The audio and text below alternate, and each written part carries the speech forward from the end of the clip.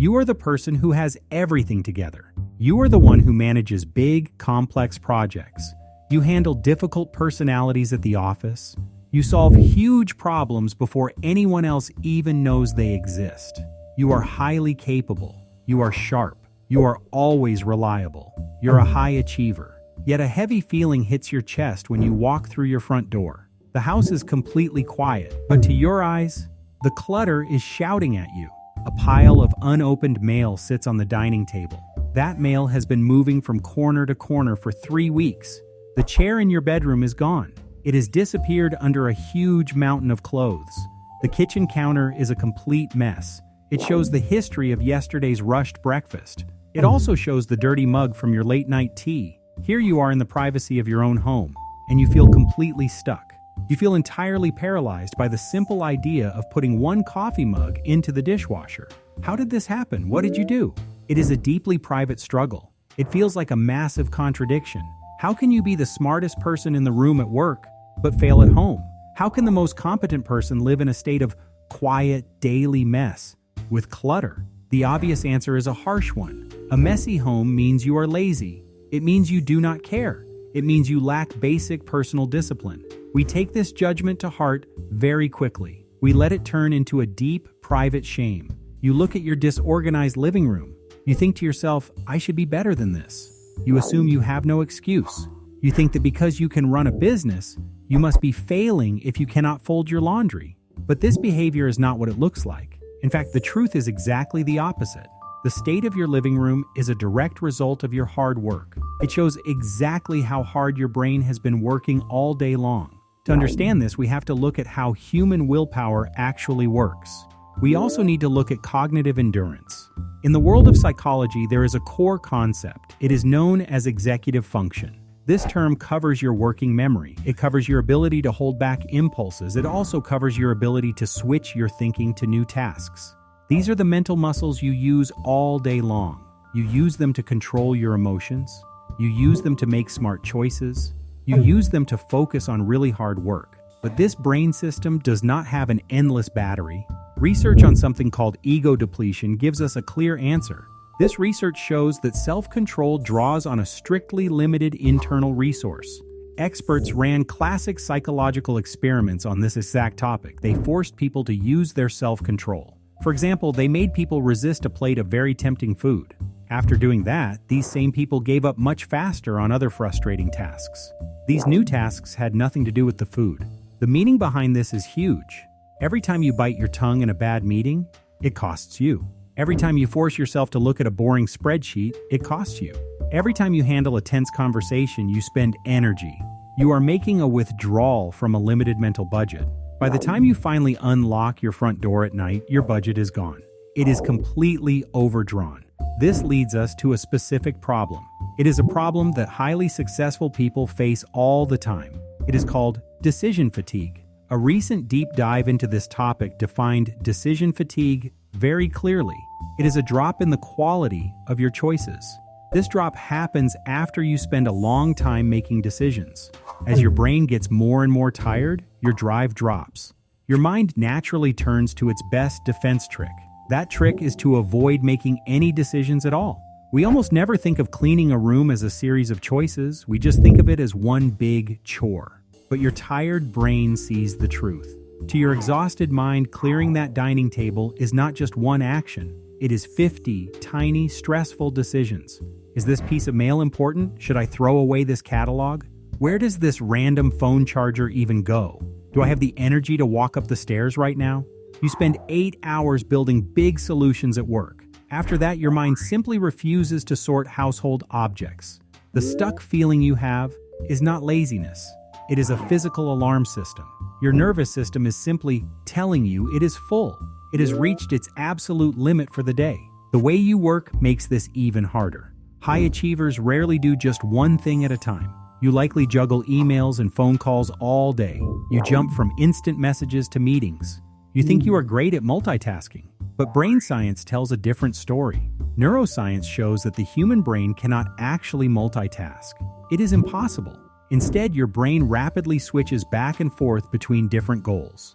This constant mental jumping is brutal. It taxes the brain heavily. It tires your mind out quickly. It also reduces how well your brain works. Jumping between tasks requires your brain to shift its goals. It also has to load new rules for every single shift. Research shows this jumping around carries a huge cost. It can eat up to 40% of your productive time. It also actively makes you make more mistakes. You are burning through your mental energy fast. You are just trying to survive the fractured nature of your modern workday. Now add the invisible weight of acute stress on top of that. High-pressure jobs trigger your body in sneaky ways. You might barely notice it while you are working, but meta-analytic evidence shows the damage clearly. Acute stress directly harms your core executive functions. Specifically, it damages your working memory and your mental flexibility. So you combine a day of rapid task jumping with non-stop stress. Your nervous system gets pushed to the absolute edge. Then you finally get home. You walk inside and face a visually loud space. Sensory overload happens when too much visual input hits your brain. This flood of input triggers your sympathetic nervous system. It kicks off a literal fight or flight response in your body. A messy room is not just an ugly sight. It is a dense field of visual noise. You come home to a long list of physical chores. You do this after a deeply draining, loud day. Your body reacts with pure stress. Because of this, avoiding the mess becomes your most logical mental reflex. Your brain just wants to survive the noise. But there is an even deeper layer to this issue. It is a very complex emotional truth. The mess is not just about having zero energy. For many highly successful people, the mess actually serves a secret purpose. It is a strange form of psychological safety. It is a quiet rebellion. Think about your day. Throughout your workday, you have to be perfectly put together. You must be the shiny professional. You must be the strong leader. You are the person who never drops the ball. You never miss the small details. Your survival at work depends on strict rules. It depends on order. It depends on doing exactly what people expect. Fascinating studies have looked at how physical spaces affect us.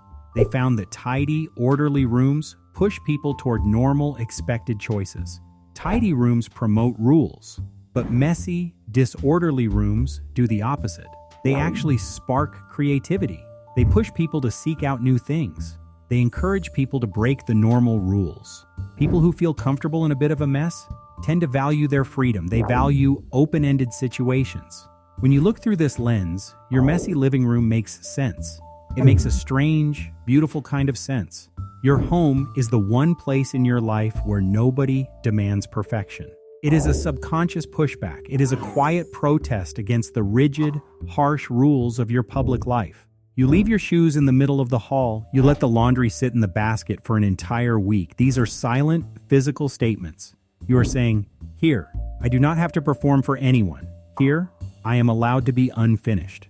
The disorder builds a wall. It is a boundary between the outside world and your inner peace. It separates the world that demands your perfection from the safe place that accepts your total exhaustion. Now let's take a pause here and be honest. A little bit of chaos might give you a break from being perfect. But chronic, ongoing clutter is deeply tied to higher stress. Doctors have run studies on this. They looked at women who lived in homes they described as cluttered or unfinished. These women had much higher levels of cortisol in their bodies. Cortisol is a major stress hormone. They had more stress than women who saw their homes as peaceful and restful. The disorganized space stops being a safe boundary.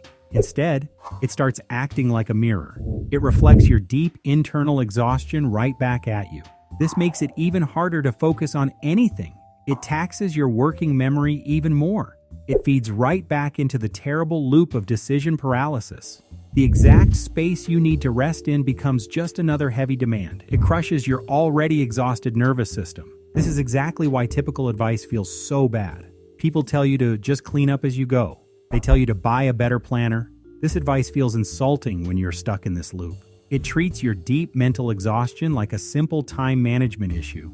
It completely misses the emotional truth. It ignores what it truly costs you to function at such a high level out in the real world. If this story sounds like your daily life, you need to take one important step. You must strip the moral weight away from the clutter. You have to stop judging yourself. Look at the pile of mail. Look at the unwashed dishes in the sink. Stop seeing them as proof that you are failing at being an adult. Start seeing them for what they really are. They are the physical leftovers of a brain that has been pushed past its natural limits. The mess is not your laziness showing up in the real world. It is simply the physical receipt for how incredibly hard you work today. Just understanding this fact does not magically fold your laundry, but it does change the temperature of the room. It replaces your deep self-loathing with quiet, gentle curiosity. You realize your lack of action at home is normal. It is a completely normal biological response to having an overloaded brain. Once you know this, you can stop fighting your own nervous system. You can start creating very small, easy pockets of order in your home. You do not do this to prove you are disciplined. You do it simply because you deserve a place to rest. You deserve a space that does not ask you to make any more choices. You deserve a quiet place where you can finally put down the heavy weight of being capable. You deserve a place where you are simply allowed to exist.